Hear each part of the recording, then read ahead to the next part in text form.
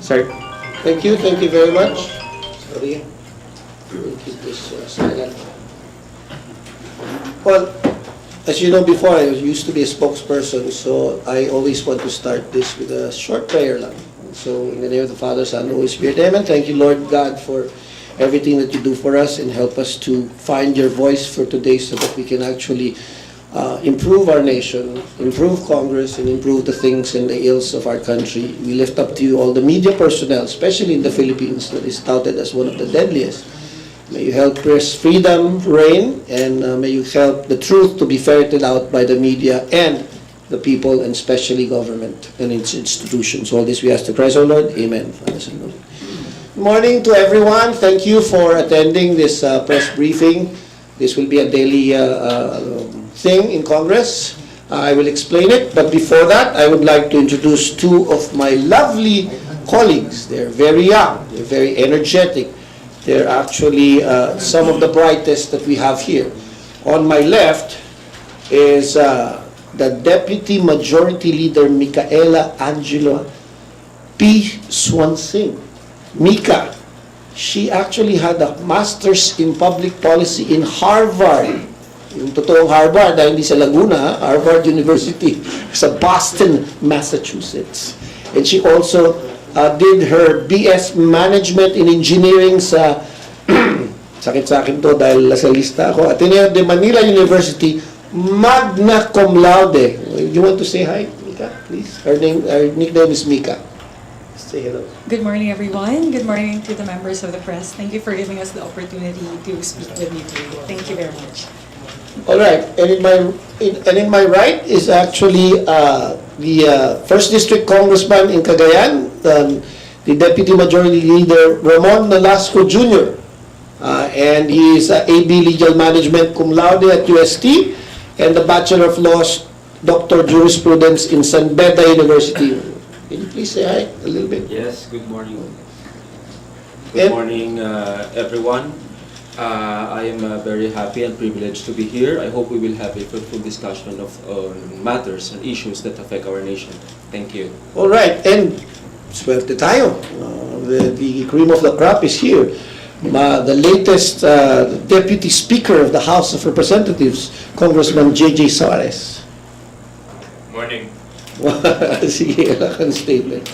Before I begin, I'd like to, and I will issue this press statement for today, and I will be giving you copies. And I hope that you can truly look into what I'm saying and not twist the words, you know. Let me begin by giving this press statement. We, the House of the People, led by our good Speaker Martin G. Romualdez, intended to establish daily press conferences from the very beginning of the 19th Congress. This daily press conference was conceptualized last June of 2022, and we have just now recently deployed and perfected it. These daily press cons are created so that the people will know what the lower house of Congress is doing, what we've achieved, what we've accomplished, and what is pending for us to work for the good of our beloved country and the people. This also serves as a showcase to let the Filipino people know how efficient and hardworking their congressmen and congresswomen are. We intend to show that we in the House of the People have done many things for the betterment of our society, our people, and our beloved country. These daily press conferences are never about bashing anyone or any institution, contrary to what some of our counterparts accuse us of doing. We are also not doing these daily press cons to propagate nefarious or unhealthy false news to our people. We here in the House respect our government officials and also our private citizens. And we don't intend to go down in the mud with anyone who wishes to distract us from our goals of improving our beloved Philippines and the lives of our poor countrymen. Although at times we also need to defend the integrity of our House of Representatives as a respectable institution, and indeed we truly need to correct the lies that are hurled at any member of this august body, we sternly advise our colleagues in the House of the People to go use the high road and debate and stick to the issues and try to control their emotions and not malign people, whether they are civilians or government officials. I always pray that we also get the same treatment for our fellow counterpart senators and everyone else in public, especially the media. These daily press conferences are therefore warranted, and no one has the right to question and ask us to stop it. In fact, anyone who criticizes these daily press conferences that we do should stop interfering with our important work of making known the legislative accomplishments and agenda of the House of the People. Instead of using their time to malign our press conferences, they should laud us for us being open to spend time and effort to explain and clarify our vital work that is good for our country. The information that we disseminate here is vital for our countrymen to become informed, and that is our entire objective when we do our daily press conferences. In unanimity, together with our entire colleagues, joined by a hard-working speaker, we therefore appeal to all people, and especially the media, to listen and fairly inform and pass the crucial information that we release in these daily press cons. We even would like to appeal to other institutions to make their own daily press conferences themselves so that the people are well informed of their actions, their duties and responsibilities, and their accomplishments. Ultimately, let the good, intelligent Filipino people decide and judge for themselves the information that we pass to them daily, and let democracy and freedom of speech be practiced with tolerance and respect. Thank you very much. So that's my first press statement. I would like now to go, with the permission of my co-deputy speaker, with Congressman Nolasco, because as we've said, and I've laid the premise for these press conferences, we would like to inform the public about what we do here in Congress. So I yield the floor to my distinguished colleague from Cagayan. Yes, thank you very much, Deputy Speaker Tony Petalbano. As mentioned by by our Majority Leader, the accomplishment of the House of Representatives is at 94.7% to 100%, and this includes about 17 priority measures mentioned during the SONA 2023. And I am glad to itemize the same to you, namely LGU income classification, the ease of paying taxes, Tatak Pinoy or the Proudly Filipino Act, amendments to the Anti-Agricultural Smuggling Act, excise tax on single-use plastics, VAT on digital services, amendments to the Fisheries Code, Philippine Immigration Act, Anti-Financial Accounts Scamming Act, Military and Uniform Personnel Pension Reform Bill, the Motor Vehicle Users Charge or Road Users Tax, rationalization of the mining fiscal regime, the Blue Economy Act, amendments to the Government Procurement Reform Act, the new Government Auditing Code, the Department of Water Resources and Services, and lastly, amendments to the Cooperative Code. Thank you.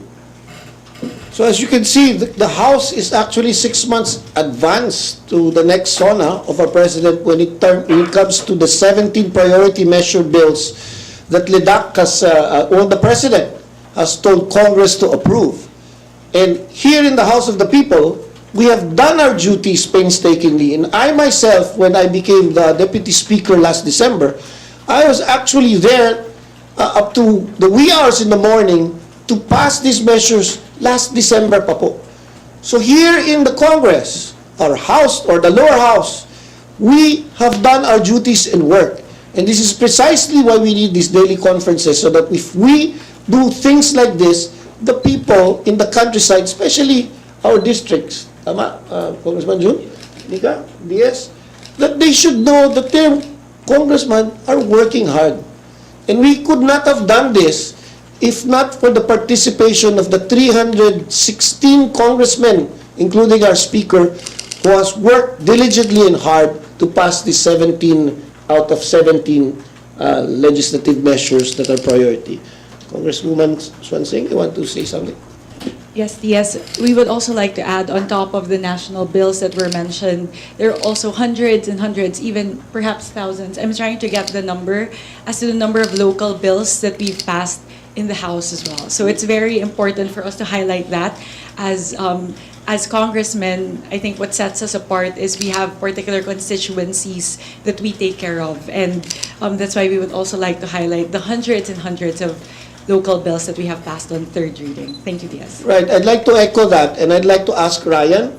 Ryan, please give the amount of local bills that we have passed in this 19th Congress to our media.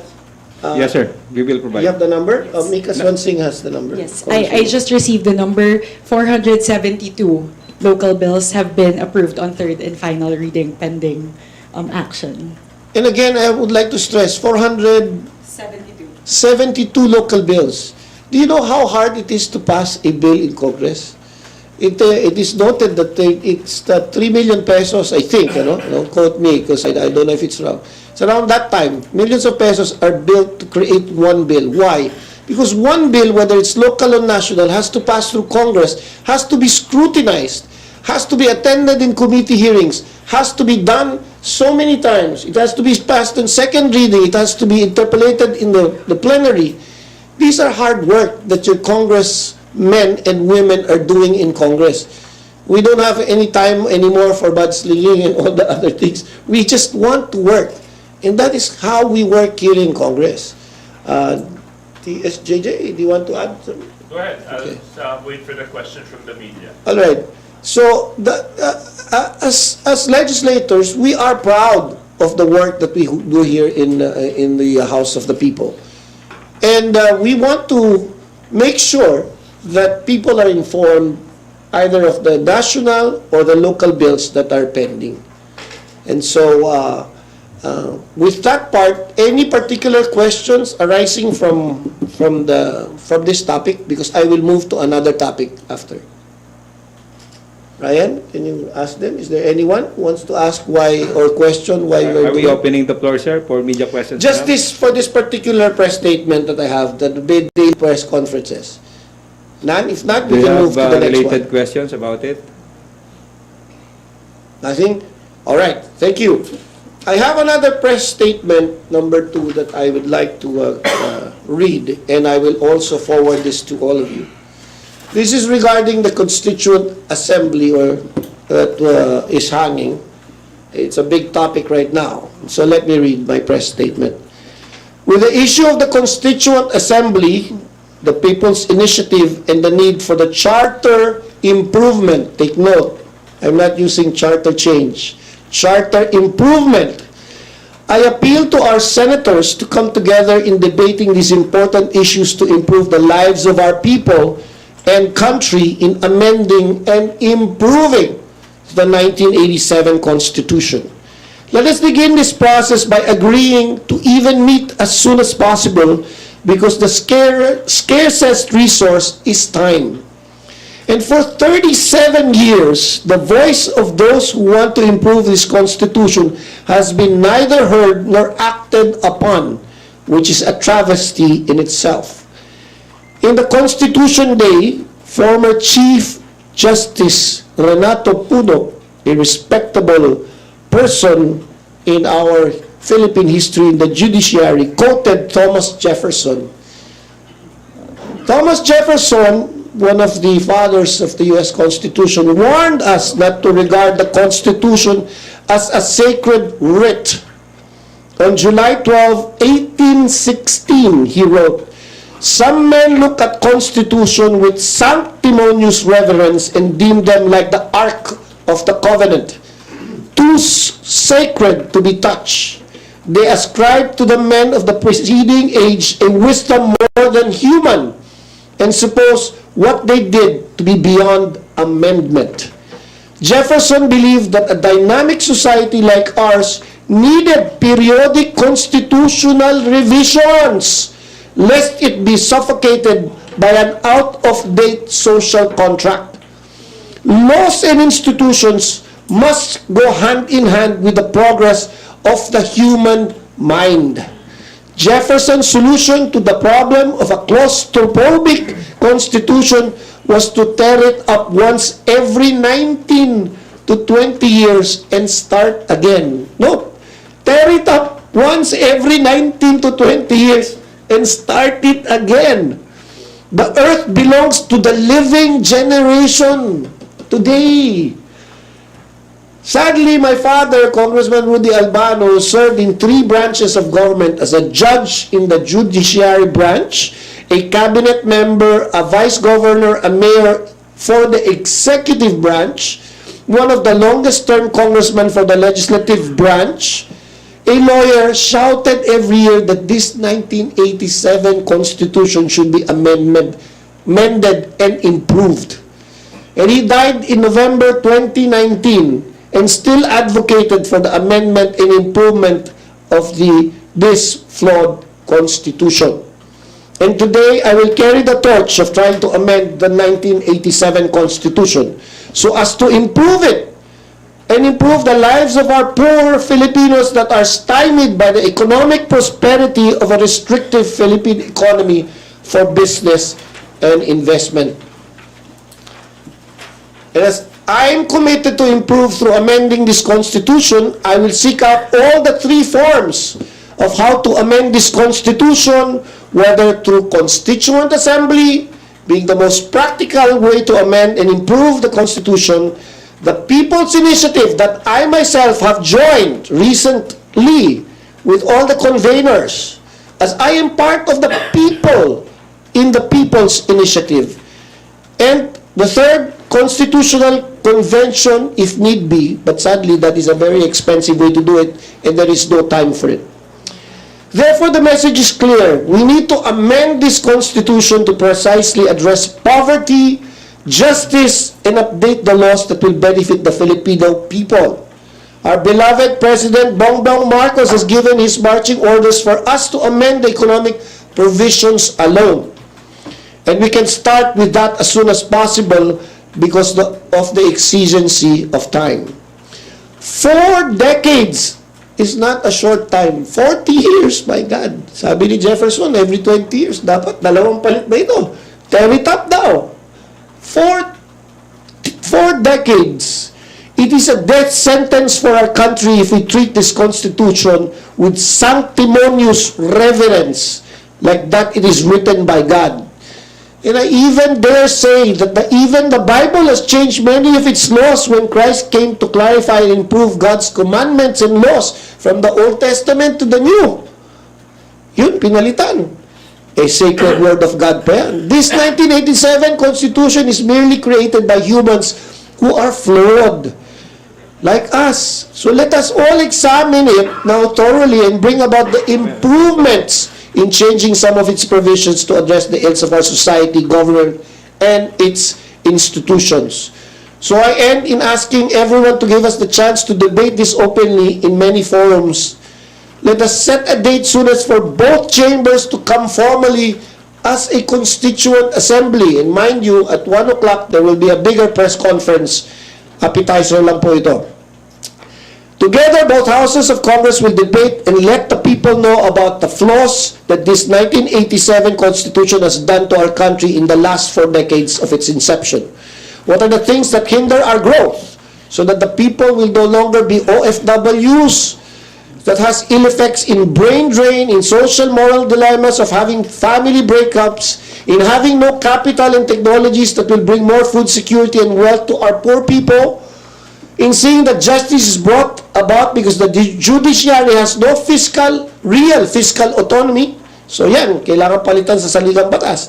In seeing that political dynasties become fair and not monopolize the whole entire institutions of the 3 branches of government. In seeing that education become better at educating our youth. In seeing that our laws and institutions be strengthened against political interference, in clearing out vague notions that can create constitutional crisis, like this Congress has to vote, is it 1 ba or 2? And many more are needed corrections in the flawed 1987 Constitution. So let us begin the high road by calling for a serious and honest-to-goodness debate among the two chambers. And let the people decide whether our proposed amendments for improvement of our Constitution will be approved democratically by the people themselves in a referendum and plebiscite. Ang people po, ang tao, ang masusunod dito. Proposal lang po ang gagawin ng both houses of Congress. So I challenge both houses of Congress to begin this debate and then start to constitute ourselves to a constituent assembly to finally begin amending this archaic 4-decade-old 1987 Philippine Constitution. So with that, is there a comment, Mika, that you want to? Sir, do you have a proposed date when you should speak with the Senate? Do you have a proposed? As soon as possible. If they call my call now, I will personally go to the Senate and ask the Speaker to authorize us, or even I'm sure the Speaker would be glad to even go to the Senate and constitute ourselves as a constituent assembly, because time is, as I've said, is the scarcest resources. Siguro open question tayo. Okay, Elson Quismorio, from Manila Bulletin.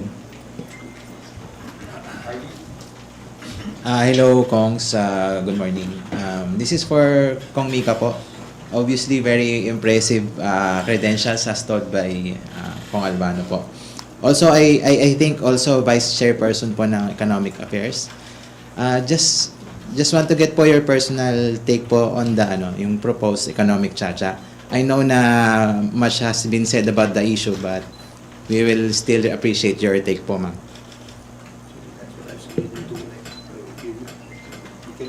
Thank you very much, Sir Mario. Kong Joey Salceda and Congresswoman Stella Kimbo spoke extensively about this last week with regards to why amendments to the economic provisions of the Constitution are needed. Please allow me to add a few points on this as well. In my view, there are three key drivers behind the need to amend our Constitution's economic provisions. First of these drivers is the need to make our economy more agile, to better capitalize on economic opportunities and adapt to the dynamic global landscape, in order to ensure higher employment generation and job opportunities for Filipinos. To this end, we need to amend the Constitution to allow for greater flexibility, inserting the phrase, quote, unless otherwise provided by law, end quote, in the economic provisions of the Constitution would expand the scope of policy-making tools of our national economic managers to ensure that our economic policy framework continually keeps up with the evolving global economic landscape and keep the Philippine economy at par with global competition.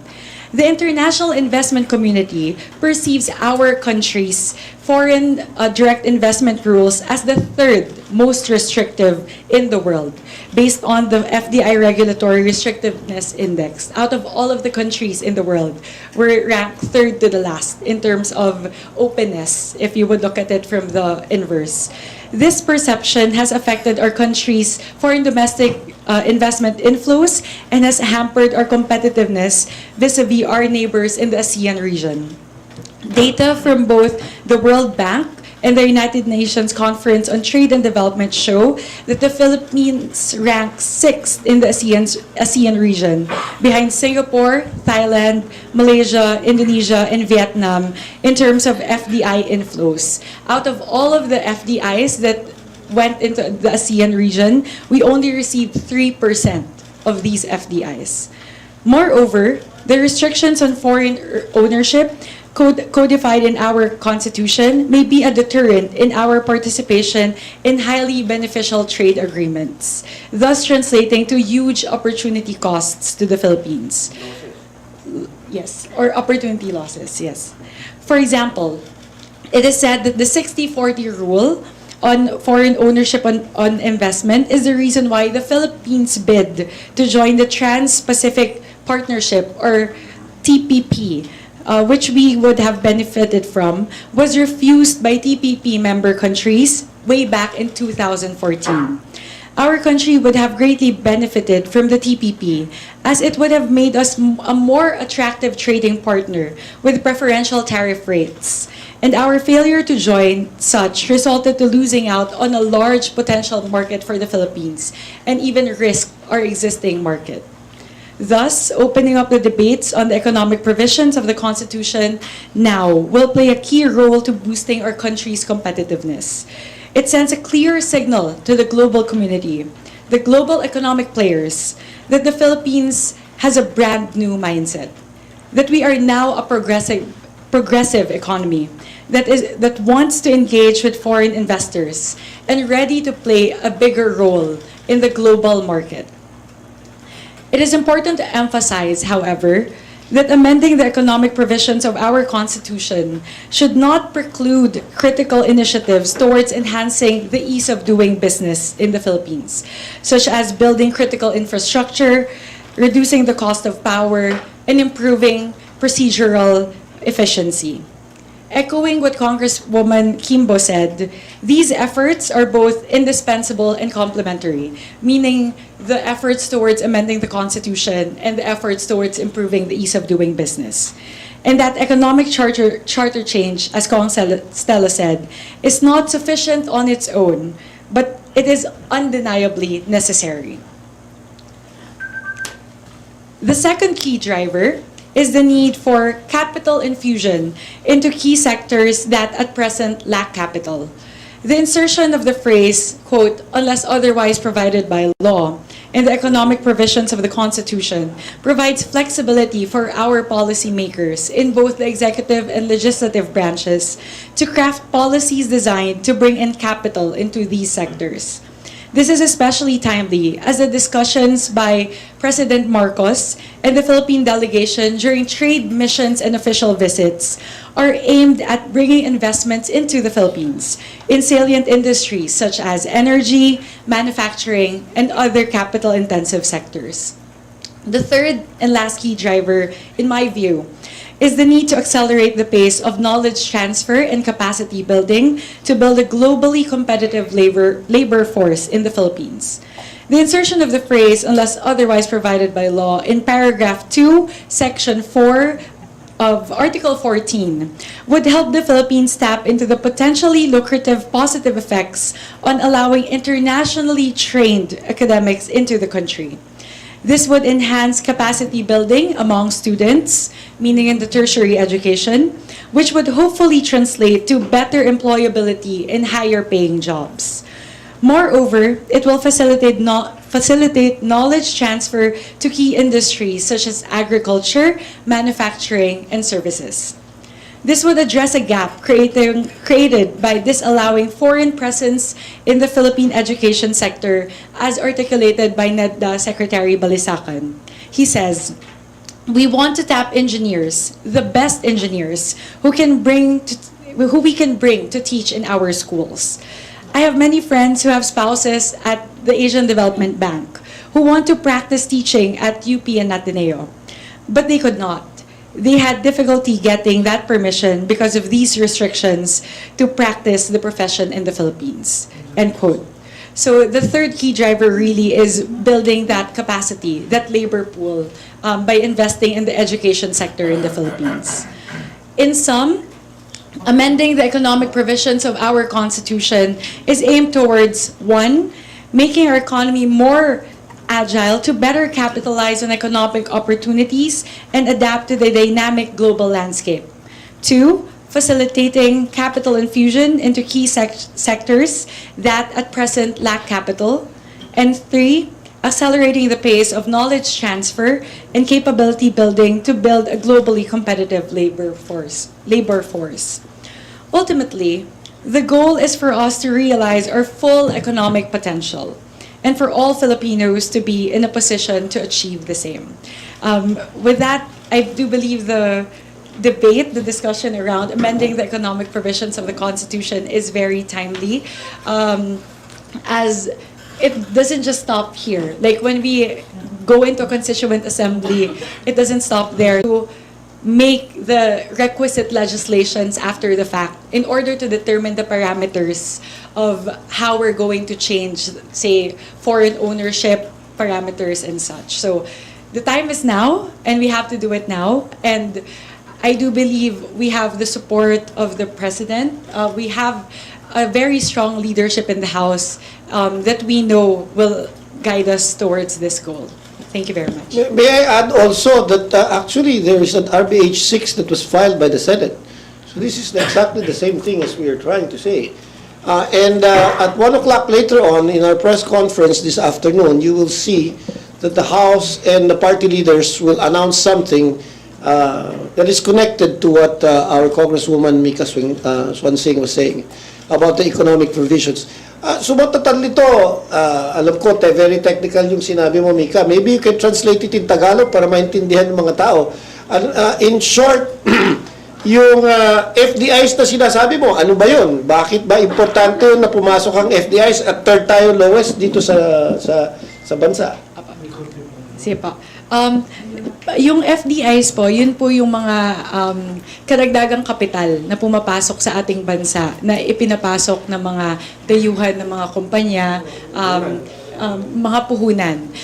Kinakailangan po natin ito sapagkat sa kasalukuyan, merong mga sektor sa ating lipunan tulad na ng agrikultura, tulad ng manufacturing, yung mga industriya na mga mga pabrika at mga iba't iba enerhiya at iba't iba pang mga sektor na nangangailangan ng mataas na kapital para ito ay lumago. Kaya yun po yung halaga ng foreign direct investments at sa kasalukuyan po yung itong mga dayuhan, yung mga foreign investors ay medyo ilag na mag-invest sa Pilipinas sapagkat meron silang perception, meron silang sa tingin nila ang ating mga kasalukuyang kasalukuyan nakalagay sa ating konstitusyon ay napaka restrictive na hindi sila makapasok dahil dito sa kasalukuyang nakalagay sa ating konstitusyon na merong mga sektor tulad ng mass media, tulad ng advertising na bawal magkaroon and education na bawal magkaroon ng kahit anong pagmamay-ari ang mga dayuhan. At saka Mika, may dagdag mo siguro, anong ibig sabihin yan pag madaming FDIs here? Madaming mamumunuhunan, madaming magagawang trabaho.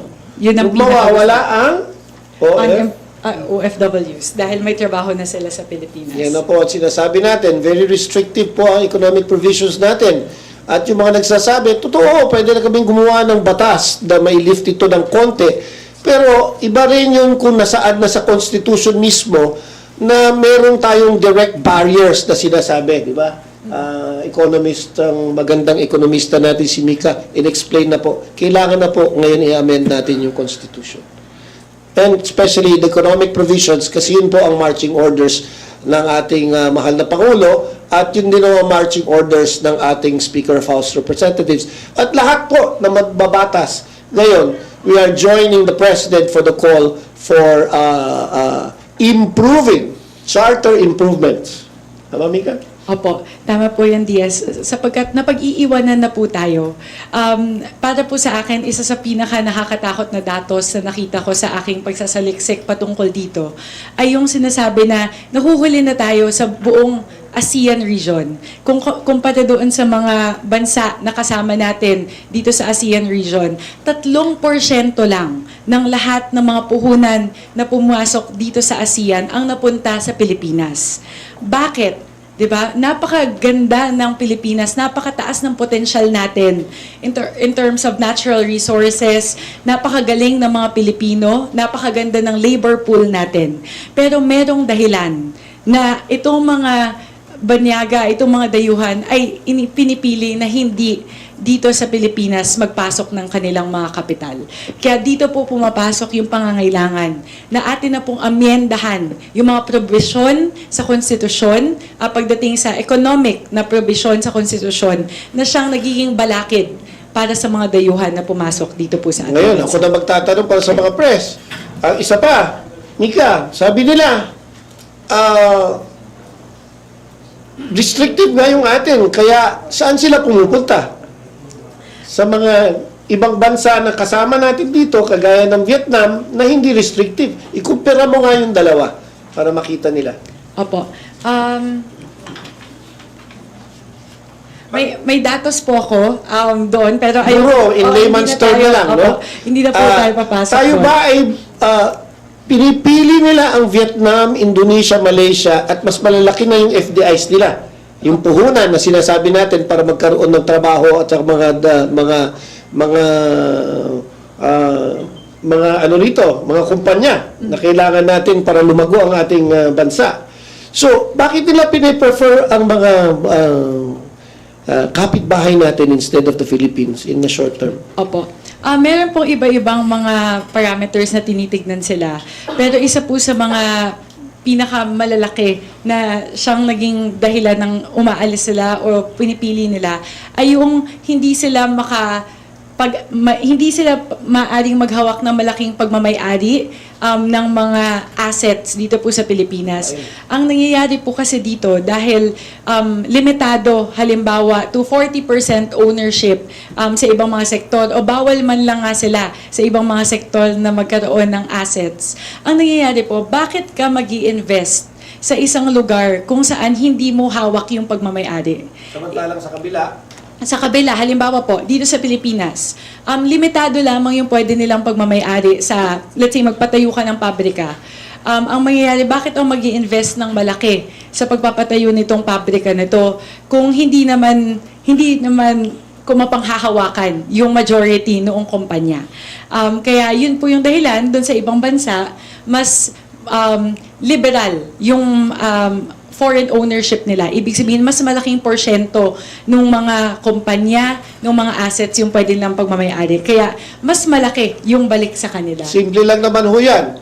Kung kunyari, ako, mamumuhunan lang $1 billion dito, tapos wala kang ipupundar na kapital yung Pilipino dito, at sabihin mo sa akin, pero dahil sa konstitusyon ko, 40% ka, 60% sa akin. Di bakit ko ilalagay yung $1 billion ko na gagawa ako ng isang faktoryang maganda para ma-benefit yung ating bansa? Ililipat ko ngayon yan sa Vietnam, ililipat ko sa Indonesia, ililipat ko sa Malaysia, sa Singapore, sa Hong Kong. Tama ba? Ganun ang parang senaryo na pinapakita natin. Di ba, Congresswoman? Tama po yun, TS. Malamang yun po yung dahilan kung bakit sa Singapore, napaka-liberal nung ownership. Pwedeng 100% noong kumpanya ay hawak noong dayuhan. At yun po yung dahilan kung bakit higit sa 50% nung lahat ng mga puhunan na pumasok sa ASEAN region ay sa Singapore napunta. Ganun din sa Japan, ganun din sa Amerika, ganun din sa Europe. Pwede mo pagbayari 100%.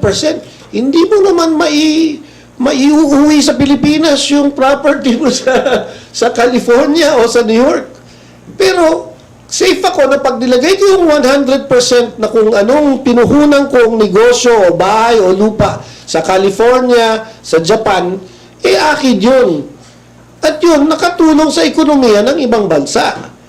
Ganun din ang mga dayuhan sa atin. Pag tingin na nila sa atin, may barrier restriction. Yun ang sinasabing barrier restriction, 60-40. Paano yan? Mag-asawa pa ako ng Pilipina para magkaroon ng alam niyo na siguro yan, may istorya dyan na iba. I will not get into that. But may mga foreigners dito, sa Siargao, alam niyo yan, sa Boracay, just to own their houses and create beautiful restaurants and beautiful resorts for us all to enjoy, for us to have tourism, for us to have jobs. Anong ginagawa nila? Mag-aasawa sila, kung minsan, peking asawa pa. Di ba? Nahuhuli ng immigration officers natin. Minsan, mag-aasawa sila para mailagay lang ang puhunan nila at siguradong makukuha nila yung investment na nilagay. Pero DS, if I may just raise a caveat, and I think this is a very important caveat, hindi po natin sinasabi na kailangan 100% ang mapunta. Mahalaga po na pagkatapos po natin maipasok itong mga flexibility clauses sa konstitusyon, atin pong masusing aaralin sa Kongreso kung ano yung tamang porsyento. Ano ba ito? 80-20 ba? 70-30? Kung saan komportable. kung saan po Yeah.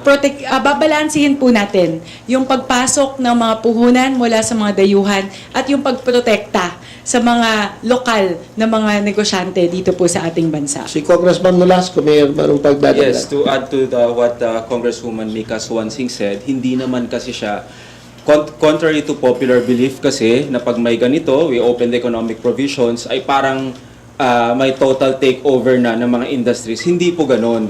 Actually, may proposal po, including the sharing, may proposal siya, pero hindi ibig sabihin na yun na po i-approve ng Congress. That is why it's very important for us to sit down po and talk about it, to discuss and debate about these issues po, especially dun sa vital industries like telecommunications, etc. Pasusi pong pag-aaralan ng Kongreso yon. Kaya inuulit ko po, the moment that we touch on the economic provisions in the Constitution, hindi ibig sabihin po na may 100% takeover sa mga ito. Pag-aaralan pa rin po yun at papakinggan ho lahat ng stakeholders tungkol dito. Thank you.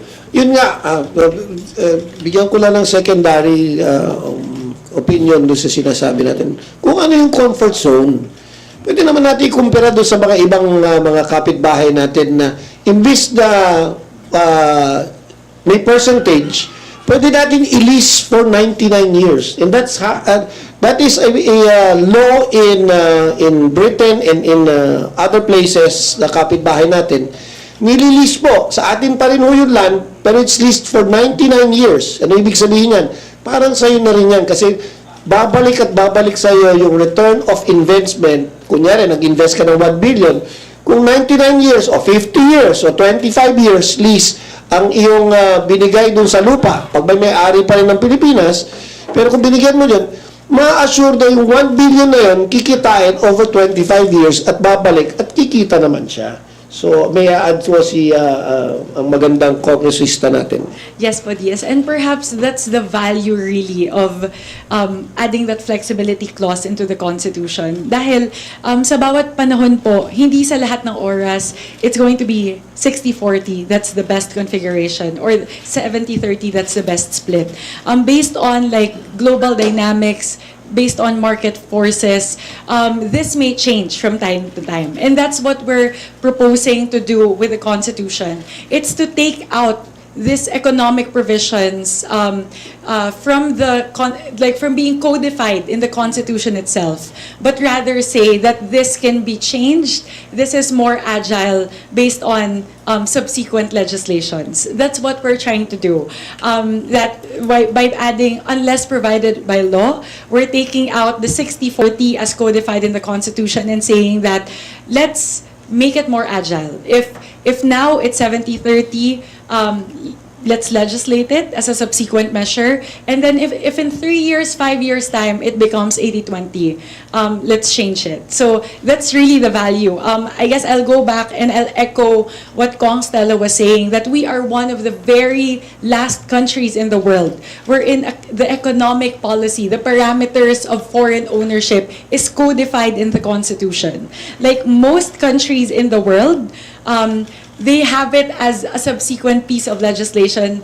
It's not codified in their constitution. And that's the reason why they're able to change it as time goes by. They're able to change it based on the demands of the market. And they're more agile to capitalize on the market opportunities. And I think that's really the restriction that we have with our current constitution, in that we're not able to be as agile because of this codified 60-40 ownership. Yun ang sinasabi ko sa umpisa natin na press conference na ibibigay ko sa inyo. Thomas Jefferson said it. We need to change it with the coping times. Kasi kung hindi na naaangkop yung batas, at tayo ay naghihirap at magko-complain yung mga tao, bakit sa Pilipinas masama ang ganito, bakit ganyan, laging huli tayo, bakit yung education natin mahina. Ito na po. Kasi ang Constitution po dati na mismong nagpe-prevent sa atin for progress. And the Constitution should not be sanctimonious or sacred na sinasabi natin na parang Biblia. Sabi ko nga sa inyo, kung ang Biblia sa Old Testament, pinalitan ng New Testament. Di ba? Kailangan ganun din ang ating Constitution. Dapat yung Constitution natin naaangkop sa lahat ng kinakaharap natin mga problema. At lalo na, sa Constitution, gusto ko ilagay doon, sa ating Philippine Constitution, yung demarcation line. Kasama yan, di ba? ang sinasabi natin para hindi na tayo ma-encroach, para matigil na itong mga agam-agam. Demarcation line with the UNCLOS di ba? Ruling.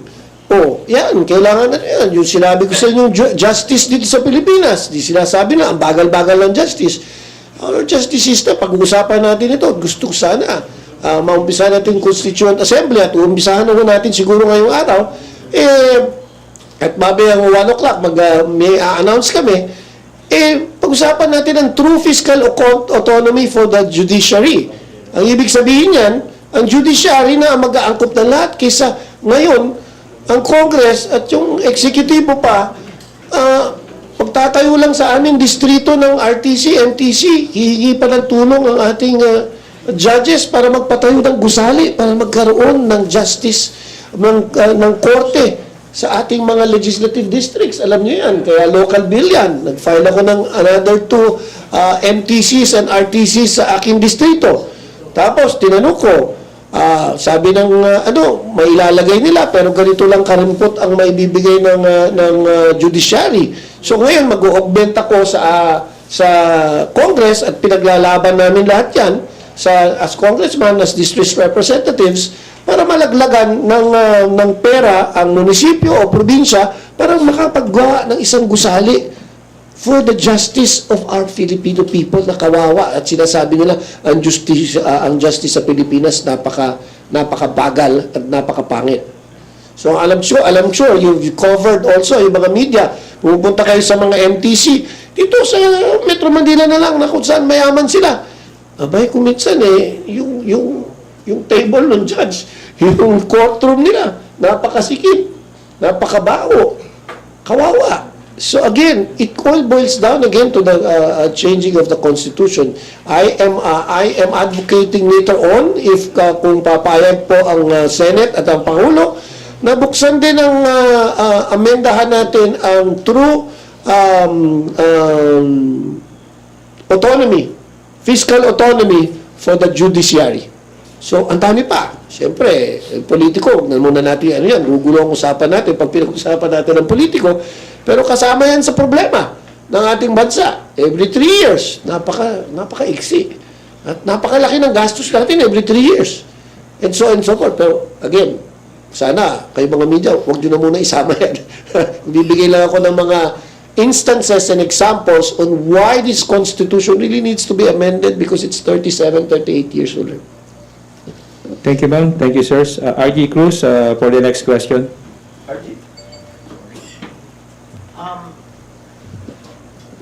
Yesterday po kasi may sinabi si Senator Kilalanin about lawmakers should not have any role in distributing field. I think ang context na kasi doon is yung AKAP. So how would you respond to that? Napakagandang tanong yan, RG. Sang-ayon po ako kay Senator Lacson. Tama siya. Ang congressman at senador ay hindi, i-rephrase ko lang sa kanya because I think I know what he's saying. Ang congressman at senador, andyan po at nagbibigay ng ayuda because meron po kaming powers na sinasabing oversight. Kami po sa Kongreso, ang pinaka-role po na, ayan, kaya maganda itong daily press conferences ay, yung role po namin ay magbigay ng budget because budget and the money for all 3 branches of government, the executive, which is ngayon, DSWD, kung yung AKAP ang pinag-uusapan, kami po ang maglalaan ng program na yun. At ipinasa sa budget. It became a law in the JAA. Kaya, nung pumirma po ang both houses of Congress, na-approve po yan. Ngayon, ginagawa na ng IRR at implementation ng DSWD. At tama po kayo, ang tanging tao lang at ahensya na kailangan magbigay ng ayuda ay DSWD. Ngayon, kung walang DSWD doon at ang congressman at senador o kung sino mang kahit mayor pa, di ba?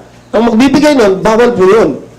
Pero kung nandun yung DSWD, tapos nandun naman yung mga congressman, nandun yung mga senador, nandun si Pangulong siyempre siya talaga, mas mataas siya sa DSWD dahil talaga executive naman siya. Andun sila, walang masama po na bigyan naman ng pagkakataon dahil kuminsan sa amin po nanggaling yung bill para creation ng AKAP.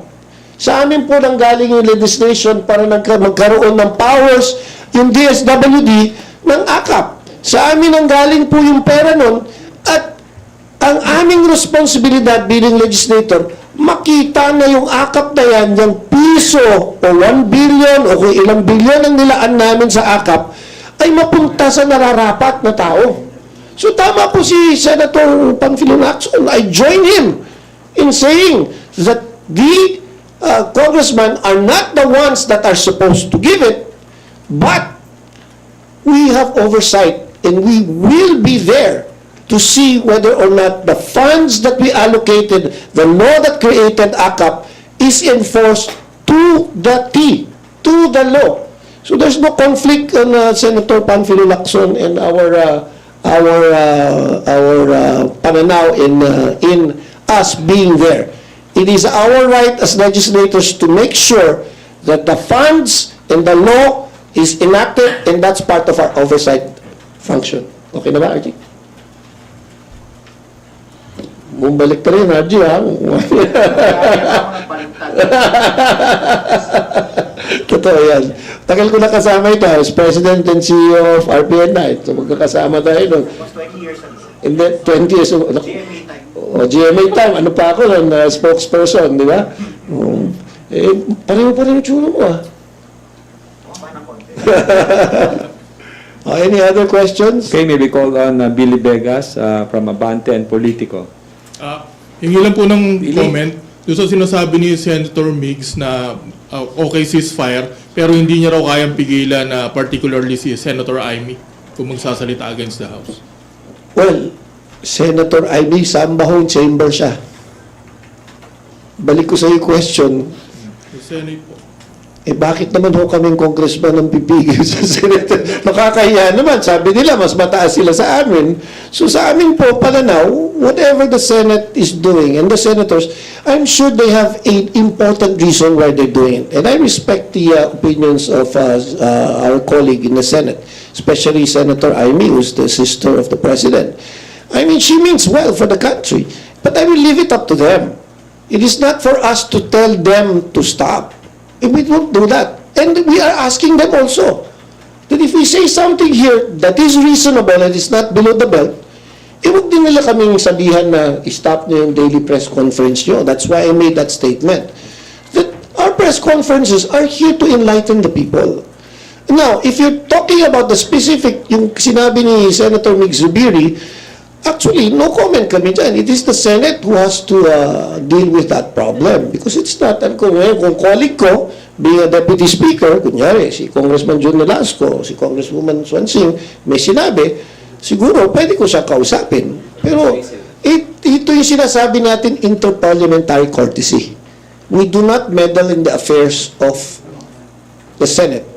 And we hope that they also respect the interparliamentary courtesy and say that they should not meddle also with the likes of what we are doing here in Congress, unless it is issue-oriented. Okay na ba? Follow-up lang. So sir, are you saying na okay lang na ituloy ni Senator Amy yung People's Initiative investigation niya? That's her prerogative. That's her right as a senator. And she believes that she is doing her right as a senator. And that's her call. And let the people decide whether that is the right move or not. Basta dito kami sa Congress, ang papansinin namin, yung mga trabaho ng mga congressman at congresswoman.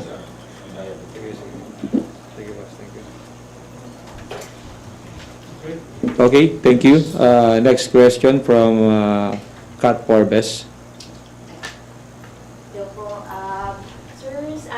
Unahin ko lang pong tanangin si Congressman Nolasco kasi nabanggit po na lawyer po kayo. Pero the others po may comment or react. Recently po merong survey na inilabas or yung result ng survey ng Opta Research wherein half of the Filipinos, 55% po, they believe na dapat mag-cooperate po ang pamahalaan sa ginagawang investigation ng ICC. And then 59% naman po, they support na bumalik po ang Pilipinas sa ICC. Your comment po on this po. Yes, thank you very much, ma'am. The matter of joining the ICC again or continuing with the investigation is a province of the executive department. And having said that, especially so that the President already made remarks on that, we'd rather not comment on it, lest we preempt whatever action the President makes on this issue. When the President soon would make a definite stand on this, then we will just signify our assent or dissent thereto, depending on the circumstances. Thank you. So follow-up ko lang, Pat, no? Is that your Pat? Okay. Cathy? Kat. K-A-T. Kit Kat. Okay. Kat, tama yung sinabi ng aking colleague na si Congressman Nolasco. This is an executive decision, and Congress has really no right to meddle in the affairs of the executive. Just as the President actually also, I'm not saying naman no right, but it is what you call inter-branch courtesy, because we have three branches of government, the executive, the legislature, and the judiciary. So we respect the opinion of the President, and being him, the President, as the chief executor of our foreign policies, it is up to him to decide what to do with the ICC. And he has already made the pronouncement. Sabi niya for the 100th time. He already said he will not cooperate with ICC, if I'm not mistaken. That is the statement of the President. And so we toe the line of the President as legislators. And we believe in his policy because we believe that he is elected by 30 plus million Filipinos. And so may confidence kami na tama yung daan po ng ating Pangulo at walang kahit pa ho magdesisyon ang ICC dyan. Ang pinaka-importante, ang desisyon ng Pangulo at ang ating judicial system dito. At kung nagsalita ng Presidente na hindi.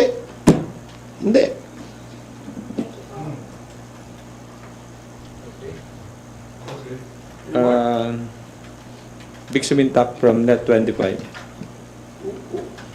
Sir, Big Sumintak Net 25. Sir, based on your statement, so are you trying to insinuate na aside from economic provision, dahil binanggit po ninyo yung fiscal autonomy of the judiciary, pagka dumating na yung CONAS, matatalakay yun, ibang issue aside from economic provision na yun yata yung kinatatakutan ng counterpart ninyo? Right. Yeah. Okay. Sige, Mix, linawin ko lang. I only mentioned that because I've already said in the premise that the Constitution has to be a living Constitution. Meaning the living Constitution, it has to change. It has to evolve from a baby to become a teenager, to become a young adult, to become a mature adult, to become a senior citizen, and hopefully lahat tayo maging 100 years old kagaya ni oldest living government official, Senator Juan Ponce Enrile. And may he have another 100 years dahil he's been given by God such beautiful DNAs. So, hindi po kakahulugan na dahil binanggit ko yun, isasaksak namin dito sa Constituent Assembly na gusto natin gawin. Ang aming pakay ngayon sa Kongreso, maumpisahan man lang. At kung ang tono ng ating Pangulong Marcos ay economic provisions lang, at binanggit na kung ang tono ng Senado, economic provisions, at nagbanggit na tayo ng tatlong areas kung saan economic provisions ang gagawin. Ganun din po sa House of Representatives.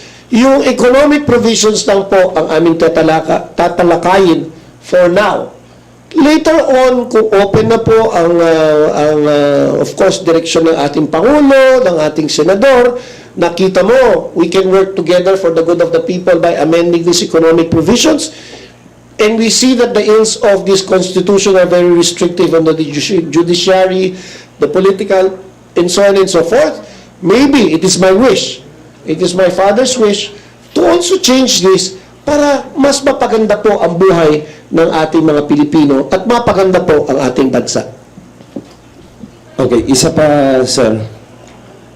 Sa kabila ng sinasabi ng House of Representatives na yun doon sa issue ng AKAP na lumusot sa BICAM, permado din ng mga senador na kabilang sa Senate contingent, including Senator Amy Marcos.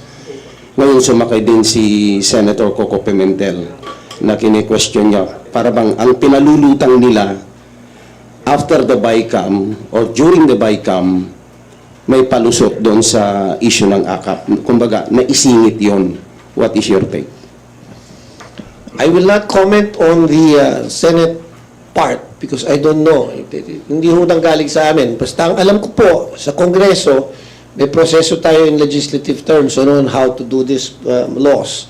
We first pass it in the Congress, they pass it in, especially sa budgeting, they pass it in the Senate, and if there are yung mga provisions na hindi nagkakatugba, doon papasok ang bicameral. Kung wala ho kasi, kung pareho ho yung dalawa, hindi na kailangan ng bicameral.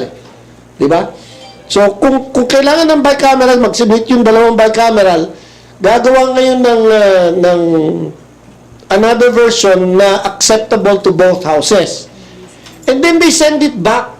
They send it back to the Senate and they send that back to Congress for us to ratify. Tama? And even before.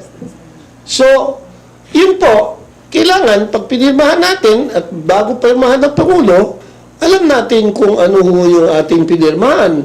Ngayon, kung may insinuation sila o ano, on our part, we have no malice in that because we read this, the executive knows this.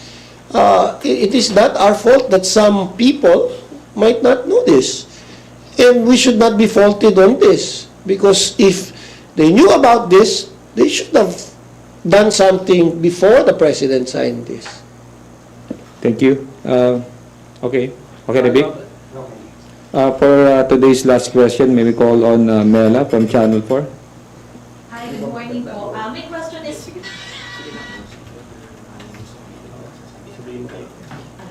Sorry. My question is for Deputy Majority Leader Nolasco. Just a follow-up lang po. Kanina, binanggit din natin yung sa statement ni Majority Leader Dalipa na you've mentioned about the achievements of House of Representatives so far. For 2024 po kaya, ano yung mga ini-aim natin na ma-achieve pa ng Kamara, lalo na para sa ekonomiya? Ito na ba yung charter improvement? At isabay ko na rin yung second point po. Ano po yung masasabi rin natin na kahit nga approve na sa House on third reading, ay natitenga pa rin dahil nga hindi pa umuusad sa Senate. Ano po yung masasabi natin na gano'ng kahalaga rin sana yung sync yung House at Senate para nga tuluyang maisabatas yung mga panukala? Yes, actually, I don't have the list now of the priority bills for 2024. But I was talking to DS Albano earlier. He said he's going to take the question. Yes. Thank you. What's your name? I forgot. Sorry. Mela? Puro bago mukha na kasi eh. Si RG Cruz na lang nakikita ko dito na kilala ko. But I think Congresswoman Mika Sonsing will add to, madami pa tayo mga LEDAC measures. There's what you call the legislative executive meetings. Ibig sabihin ho doon, nagmi-meet po ang President, ang Senate at Congress. Pupunta po kami, I think this is once every quarter. I'm not sure kung how often it is now. Once every quarter to talk about certain things that the President failed to mention as his priority bills to improve our country. So LEDAC measures ang tinatawag dyan. And these LEDAC measures, ang alam ko, more than anything, 80-90% tayo. But they will, 94% na nung LEDAC measures, tapos na namin. Ahead of time, 6% na lang, ano? Ang gagawin. And we will give you 54 out of 57. 54, Congresswoman Sonsing will... I have the 3 remaining bills out of the 54. Out of the 57, we have 3 more. Proposed amendments to the Electric Power Industry Reform Act, which is under technical working group deliberation already, so definitely we'll pass it soon. Budget Modernization Bill and National Defense Act, both in committee consideration. So kung makita niyo po, magtatrabaho ang House of Representatives dahil 300 po kami. Lahat ng mga committees namin, meron kaming quorum. Meron kaming mga tao in each committees that really work hard. And this is your House of the People. Ito yung pinagmamayabang namin, kaya gusto namin may daily press conference kami kasi biro mo, pumapasa natin ito, Congresswoman Sonsing, Congressman Nolasco, halos wala na kami gagawin yata sa next break. And we vowed the Speaker, with the Speaker's leadership, and the able congressmen that are really good, matatalino itong mga to. That's why nasa committee sila, and their proper committees. We vowed to finish this before Easter break. Tama ba, Congresswoman Mika? And kung matapos namin ito, tapos na ang aming homework. Ahead of schedule. We passed our papers ahead of schedule. And now, we are open to other measures in the legislative. Of course, yung mga local bills, hindi namin matatapos lahat yan. Kasi ang dami pong nakasalang mga bills. That's why we are open to this Constituent Assembly kasi halos tapos na ang trabaho namin. Congressman. Yes, if I may respond to the second part of the question, the importance of being in sync. Siguro, I personally feel this as 4 of the LIDAC measures and the SONA measures were principally authored by myself and defended on the floor. The first was PIFITA, Package 4, which was one of the very first legislations that was passed in the House way back November 2022.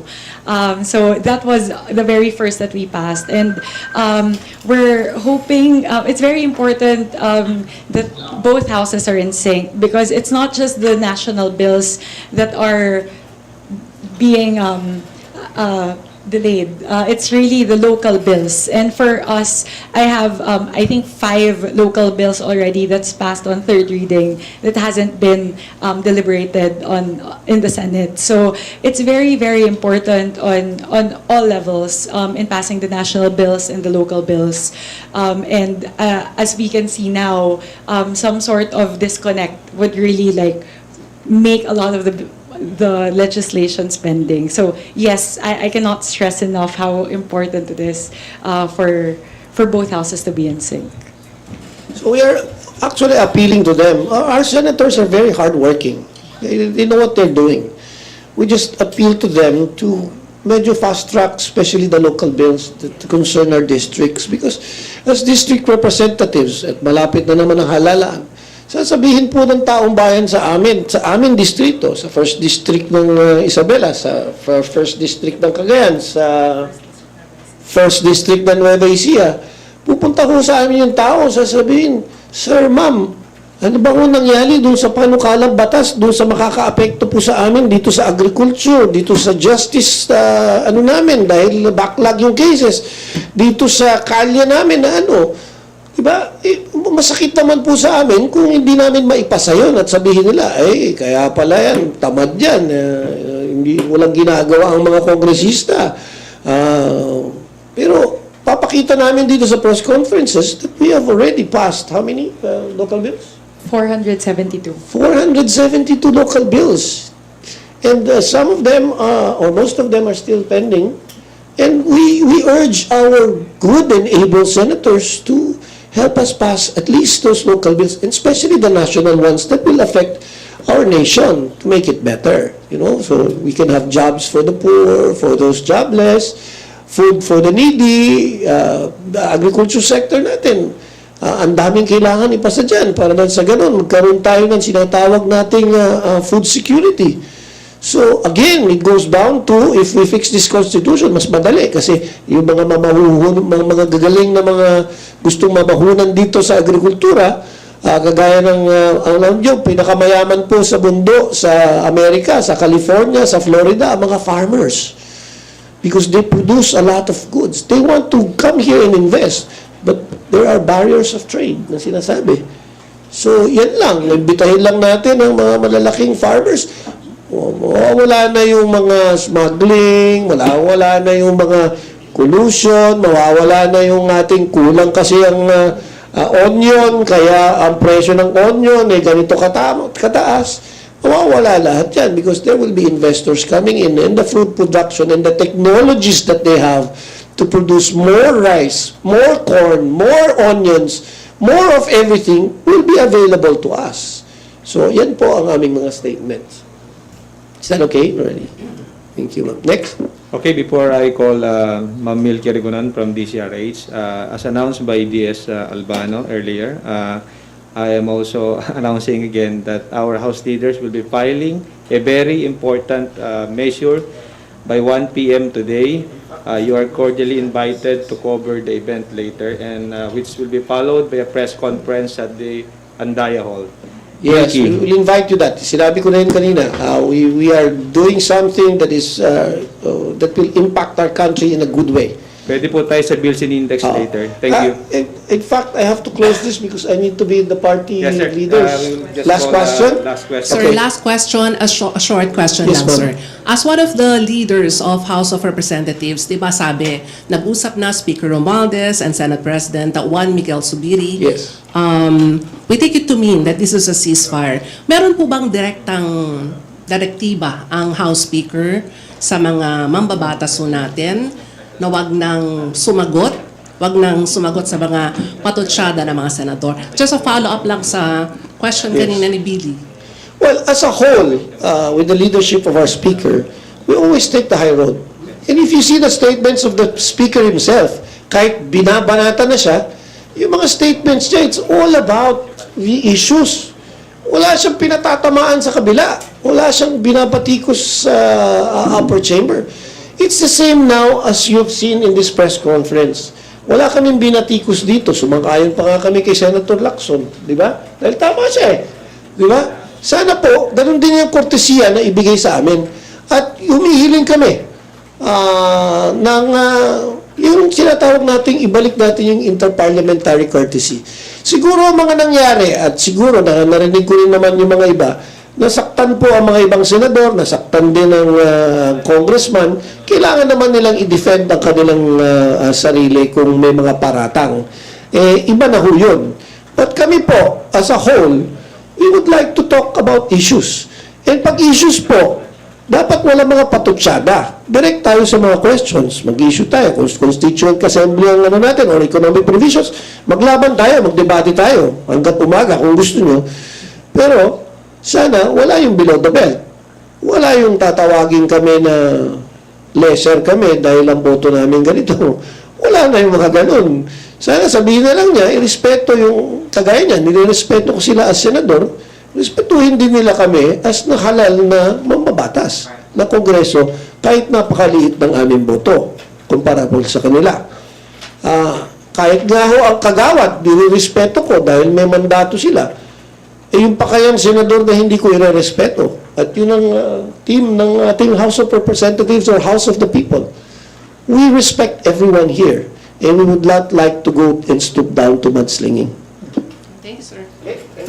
Thank you very much. God bless everyone. And we'll be praying for you, Len. Thank you, D. Salvano, Congressman Maika, and Congressman Mon. Magandang hapon sa inyo.